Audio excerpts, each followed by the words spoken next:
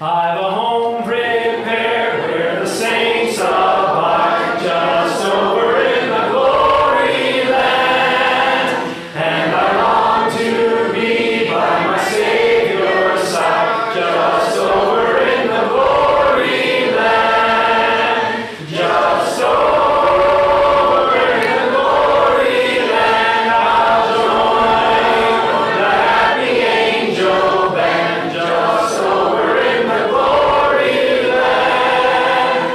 Just over in the glory land, there with the mighty host I'll stand, just over in the glory land. Oh, what a joyful thought that my Lord I'll see, just over in the glory land.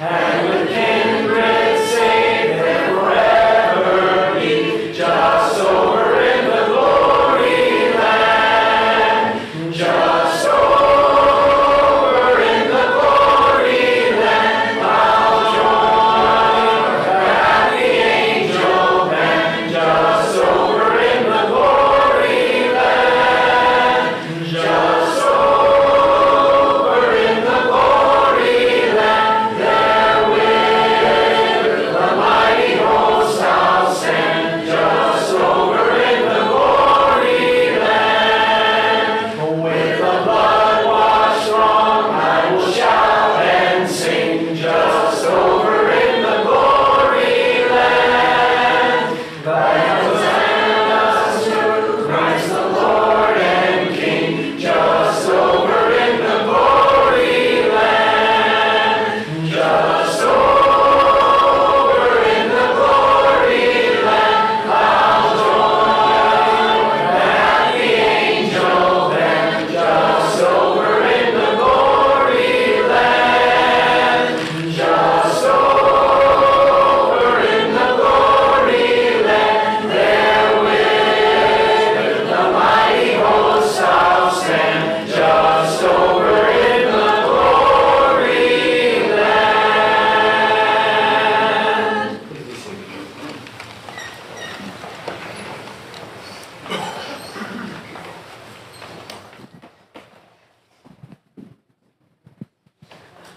You can relax. I am not Larry Brady. I'm Larry English. I think most of you probably do not know me. I was with the Auburn Hills congregation. I want to thank the elders for the opportunity that they have extended for Larry and Betsy Brady to come up from Alabama to address issues of mission work. And Larry and Betsy have been involved in mission work for over 40 years. And with this presentation tonight, I think we all will be much brighter and much more involved and have much more knowledge. So they asked me if I would say a few words, and those are my words. And I'm going to ask Larry to complete his presentation.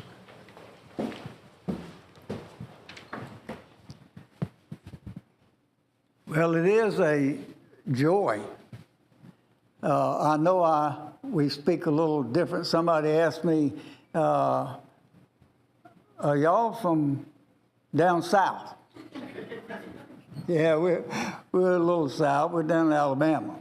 And so we may, I think I held the gospel meeting at the Auburn Hills Church a number of years ago, and I asked them, did I need a translator? And so I evidently did not need a translator. I will just make sure that, I guess I go back the other way. There we go. I want to ask you a question before you just think about tonight. Have you ever been in a situation or someone has asked you something and you did not know what to say? Now, normally, preachers usually don't have a problem finding something to say. But have you ever been in a situation where you didn't know what to say or what to do? During the Vietnam War, I was stationed in Thailand. I was a kid. I was just turned, well, I was over 19, almost 20. And I was on the streets of Bangkok and just walking around, seeing the sights. And as everybody else was, I'd never even been out of Alabama, and I find myself in another country. And these kids, boy and a girl, they walked up to me. And the little boy looked to be about 10 years old. Little girl, maybe the same age. I presumed that they were brother and sister for what he had to say to me. And so he looked up at me, and she was a beautiful little girl. A lot of hair, but it was all messed up, and they were not really clean. And he said, I sell you my sister for 100 baht. That's $5. I'll sell you my sister. That's how bad they were. For money, for food. I didn't know what to say. I was a kid. So I didn't do anything. What should I have done? I should have gave them $5.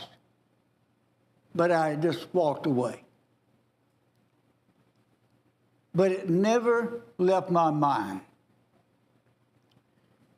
And then I was tasked to go to Panama with the U.S. military. And while there, I was asked to speak at the English church downtown Panama City. A large congregation made up mainly of DOD military people. But there was Panamanians mixed within that. And I was asked to preach. And I preached then, and then they asked me to come back in November for a gospel meeting and a campaign. And so I did. But there was a little lady there by the name of Sister Amy. Sister Amy was in her 90s then, and she later would turn 100 and lived a short time after that. But Sister Amy had a great impact on my life.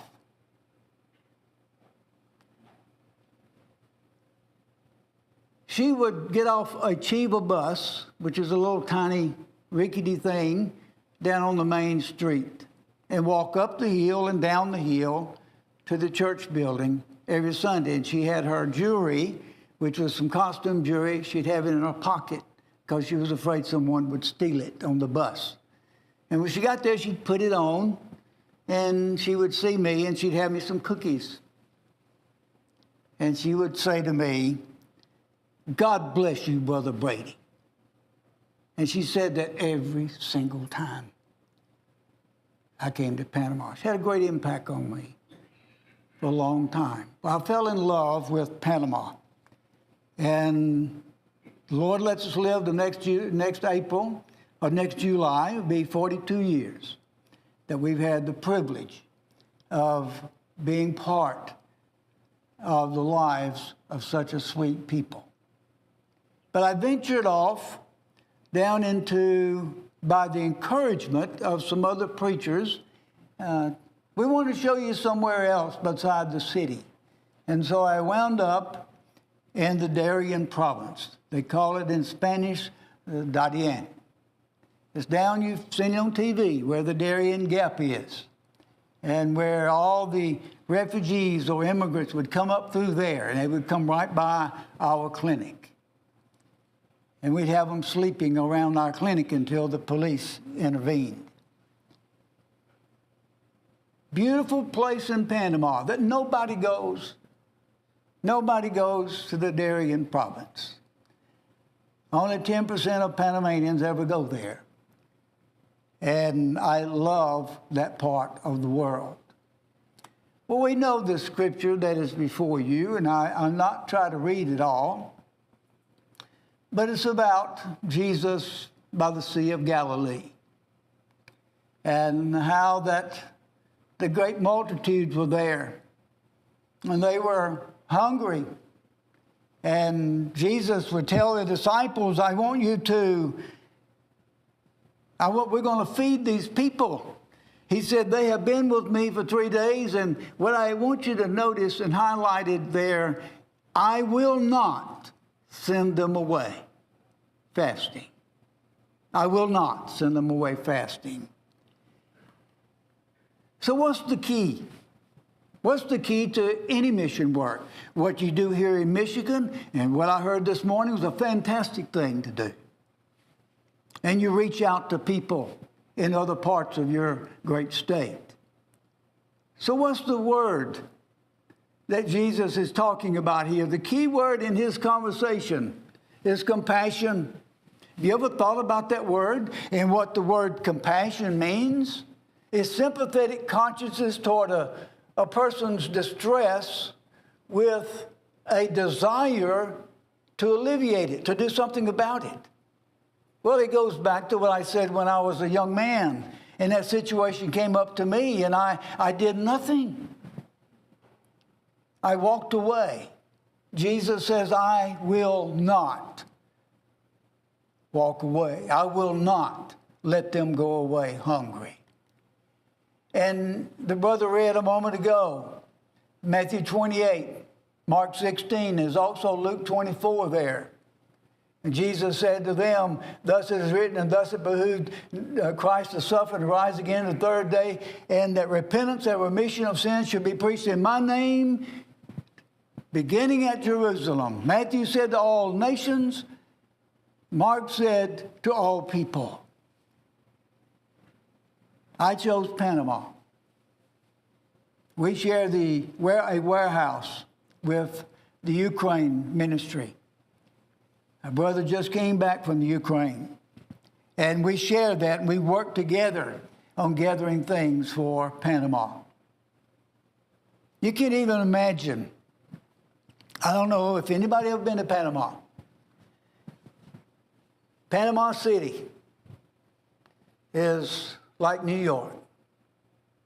You come into Panama City, it's beautiful. Has over 3 million people in the country. Over 1 million of them live in Panama City. But we head down to the Darien. Darien's about 150 miles from Panama City. One road in and one road out. The road is not always the best. But we get in, and this is what you see as we travel along the way. And I'm going to show you a river where we go. These are Imbada Indian people, very sweet people. I love these people. I love going when my boat pulls up to the bank and the kids are out there and the white-headed gringo is here. It's a joy to be able to be there and to bring them things that they never get.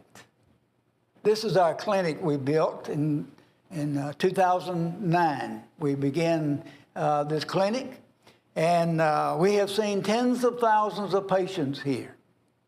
It is the only air-conditioned building on the Pan American Highway.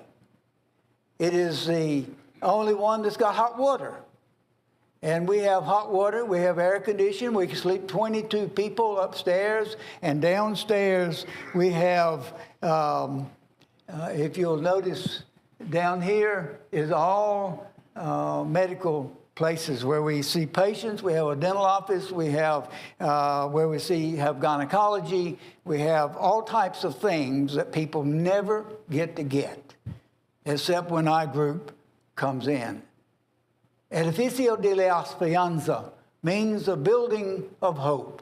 Why the building of hope? We talk about hope in the Bible. Jesus Christ gives us hope. And without Jesus Christ, there is no hope. And when we think about helping other people, we tell them, you can come to this building. We will give you what we have.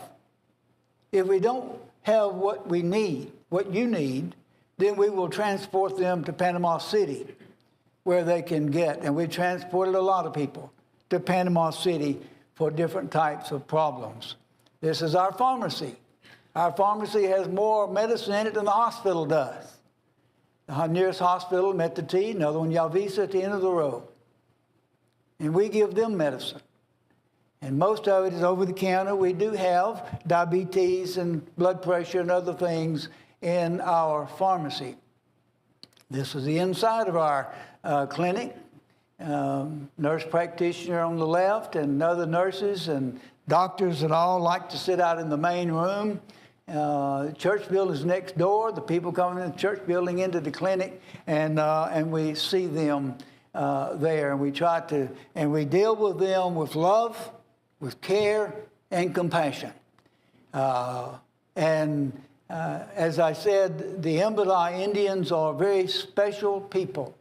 And when we come into their village, we're the only thing they get medically 2-3 times a year. The children are delightful and joyful, and will always show us just a little joy and fun while we're there by performing a dance or something for us. But this is the Chuquenaki River, the longest river in Panama. Most of what we do is down this river, all up and down it. Alongside it, there are different villages along the way. And people from all over Panama, all over the region there, the province, all the way to Colombia, bring their product here. And it's bought from here, trucked into Panama City. One of the big things that we do, and it has touched me more than anything that we've ever done. You ever seen people that are blind? Most of us, I've had cataract surgery. I'm sure that many of you have had cataract surgery. We offer cataract surgery. Now we're doing it twice a year. Had a team there a few weeks ago. They did 266 surgeries, cataract surgeries, and then some other surgeries to the eye as well. The problem is you'll have 1,000 people show up for 35 spots that day. We are now doing a few more than that.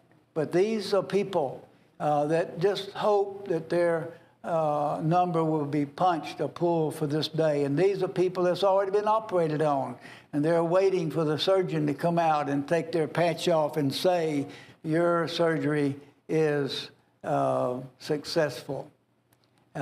Here's a couple right here. This was very recent. These were just a few weeks ago. These two gentlemen just a couple of weeks ago, and they'll go in the next day and have their patch taken off. The Minister of Health comes down to check on us, see what we're doing. We have 3 surgeons here. They're operating in one room. They're very busy, and they're very, very, very efficient. And it's to see somebody who has never seen their grandchildren, to see their grandchildren is a joy. We've had the privilege of doing over 6,000 cataract surgeries over the past 27 years since we started doing this surgery. One of our surgeons and so many people that were operated on the day before are back the next morning to be checked on. This is one of our medical clinics, way up in the jungle. It takes 2 hours to get to some of these villages, only in the dry season. We cannot get there during the rainy season. This is the church building in Sansón, Panama. We've done some work on it. It looks a little bit better. I'm sorry the picture's not so good there.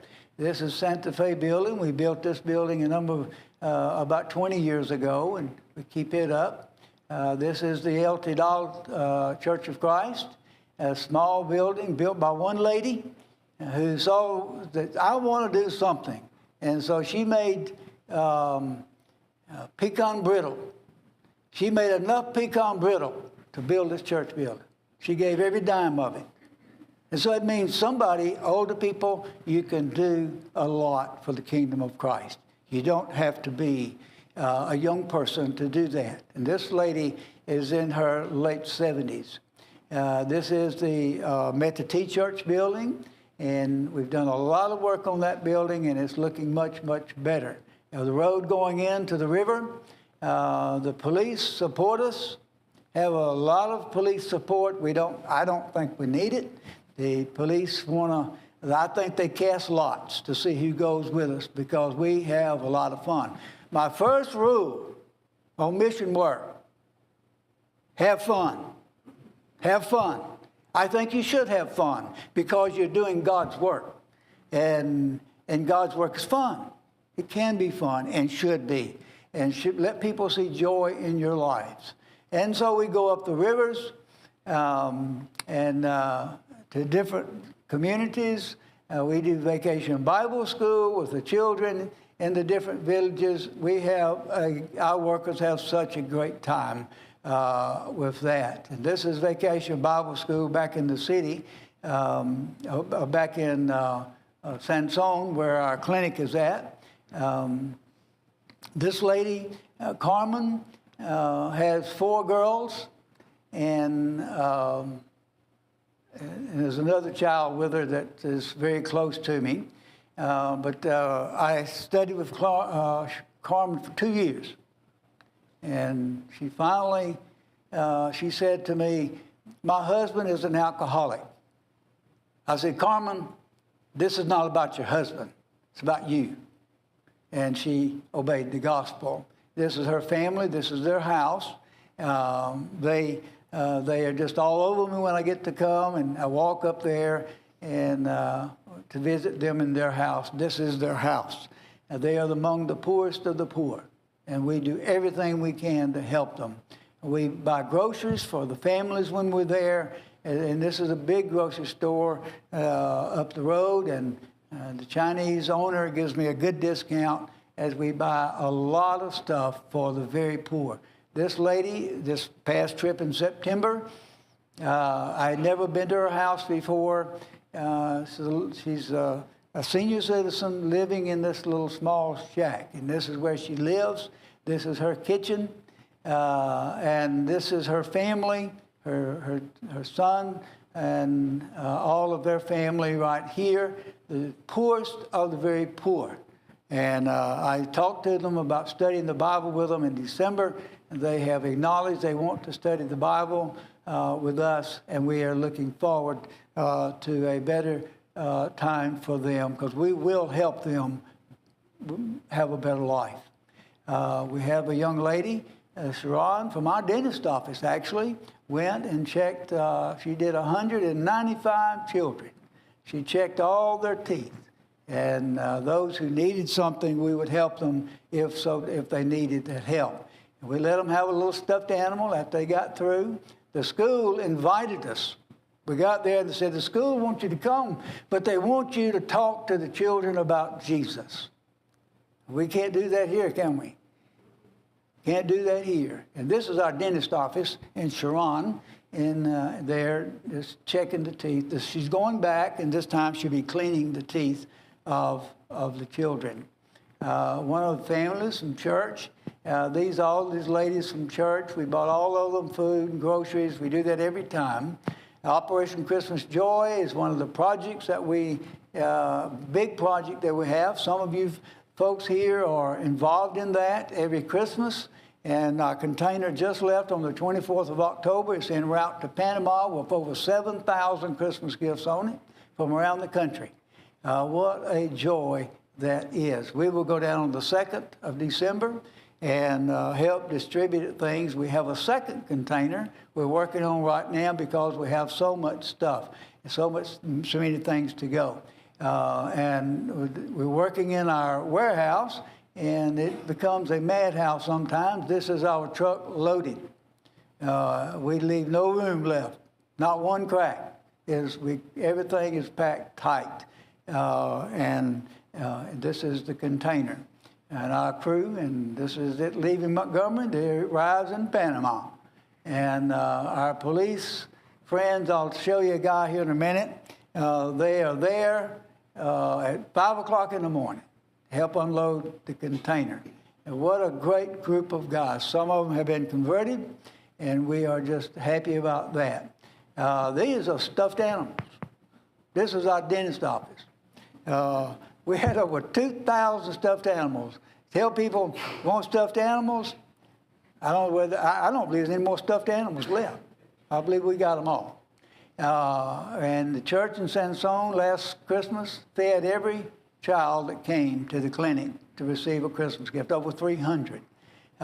They cooked food just for the children and fed the children as they line up. And our workers, we're heading out, going to different locations. This is up the river. And we give out backpacks as well. And Betsy, my wife, makes a bag. It's a red bag called a mother's bag. And they just got a lot of great stuff in that mother bag.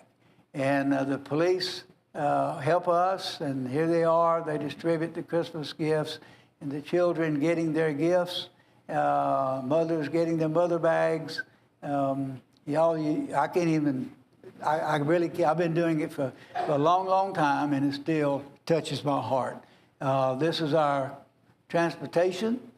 My wife's favorite thing to do is ride in a payuka.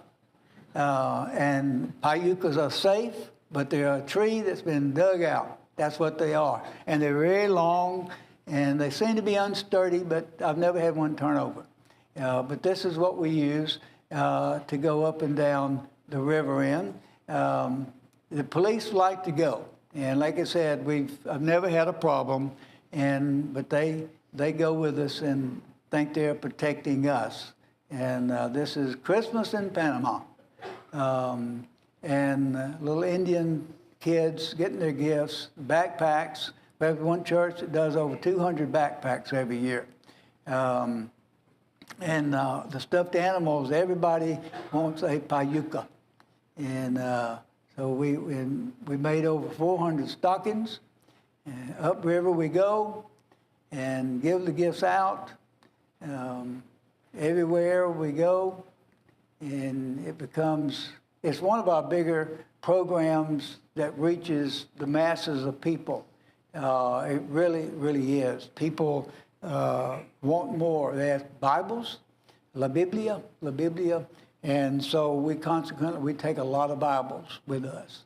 Our water project, you can't imagine drinking water out of that river. We've given out over $60,000 worth of water filters. And we have more on the container.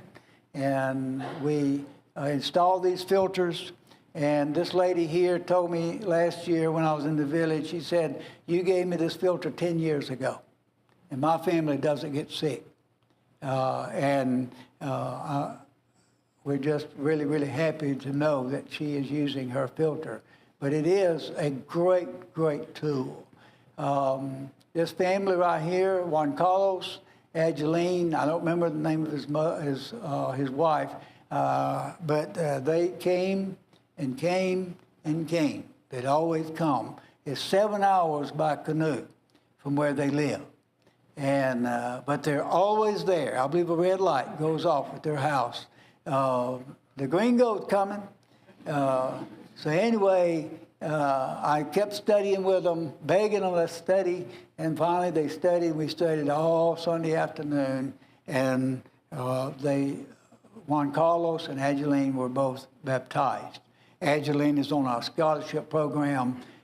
Students that need help, we have people that help those that need help. And they were both baptized on that day. These three young ladies were baptized last July. What a joy it is for these young women, and the privilege that we have to see people obey the gospel. The preacher here, Louis Toheen, educated at Baxter School of Preaching. I baptized his wife, which is there next to him, when she was 14. And then had the privilege of baptizing their daughter. So this couple right here, I've got an ongoing Bible study with them, and they are very, very interested, very dissatisfied with their faith, and so we will study again in December. And here is in the Methodist Church building, like what does a preacher do when you go somewhere? You preach. And so I always love doing that. Success comes from a lot of ways. The young lady to the left, I was in her house the day she was born, 27 years ago. And we brought her to the States. She studied English at Auburn University, went back home, taught English in the school, and then she met Ezekiel. Ezekiel's Pentecostal, and she studied with him, her daddy, and the local preacher, and now he is one of our preachers. He is preaching whenever they need him to. And he's a lawyer, actually, was prosecuting drugs, but now he's in something else. This young man, I had the privilege of studying with Moses. I had the privilege of baptizing his mom and dad and 2 sisters, and Moses was baptized the day after I left. He is now, this is a picture in Honduras. He is now in Baxter School of Preaching, learning to preach, learning the Bible, studying the Bible more. And here he is. I put these in because he has more energy than any young man I had ever been around. And it was great with the kids.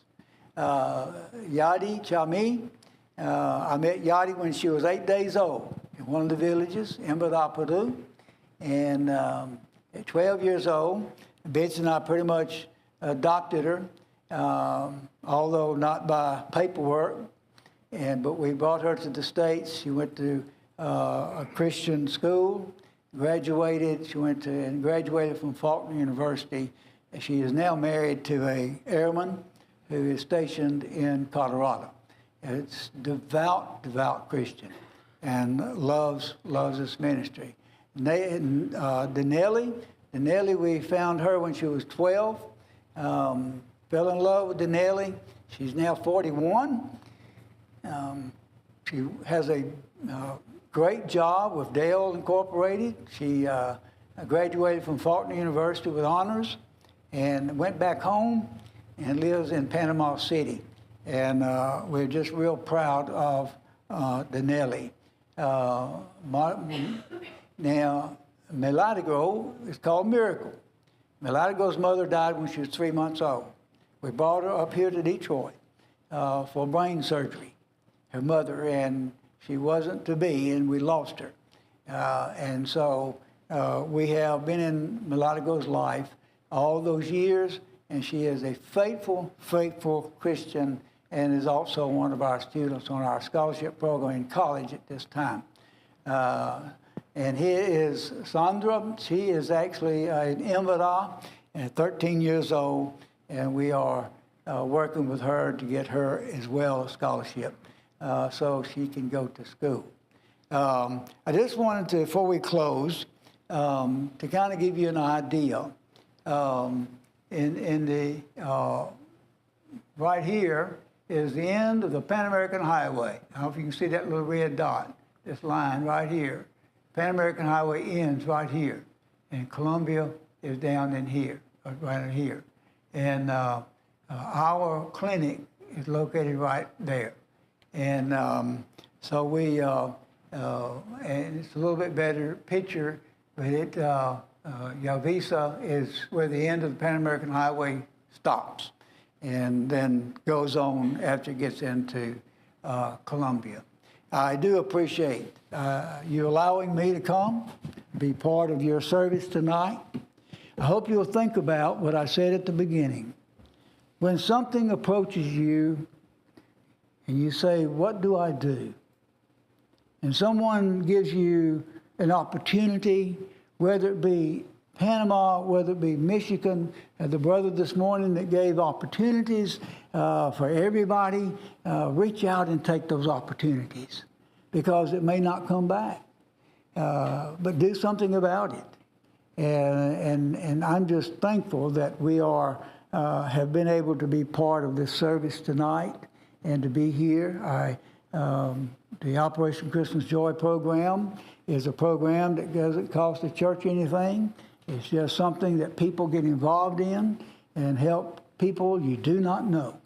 And I always tell people, help somebody who cannot pay you back. That's where the joy is, helping somebody that can't pay you back. May God bless all of you. I want you to think about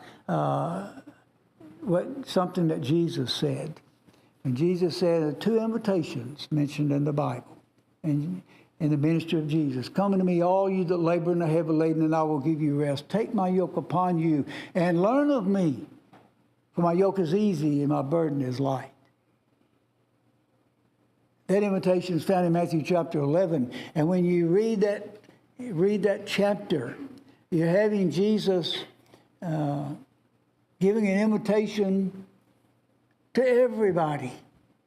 But then he gives another one in Matthew 25. Come, you blessed of my Father, inherit the kingdom prepared for you before the foundation of the world. That invitation is not to everybody. That invitation is only for those who accept the first invitation. If you're here tonight and you need to respond in some way to the invitation of our Lord, won't you come while we stand and while we sing?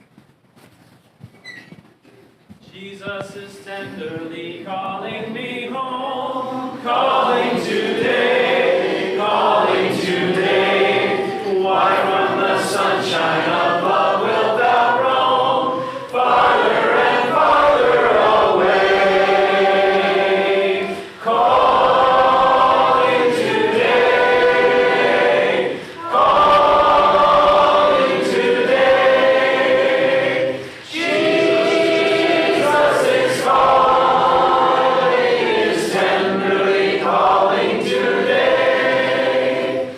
Jesus is calling the weary to rest, calling today, calling today. Bring him thy burden and thou shalt be blessed. He will not turn thee away.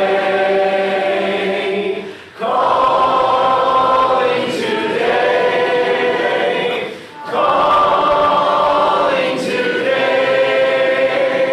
Jesus is calling, is tenderly calling today.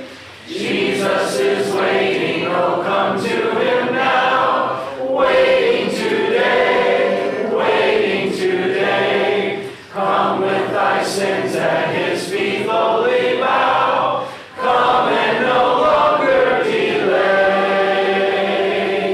Calling today, calling today. Jesus is calling, is tenderly calling today. Please be seated. I will say, if anybody has a desire to go on a mission trip,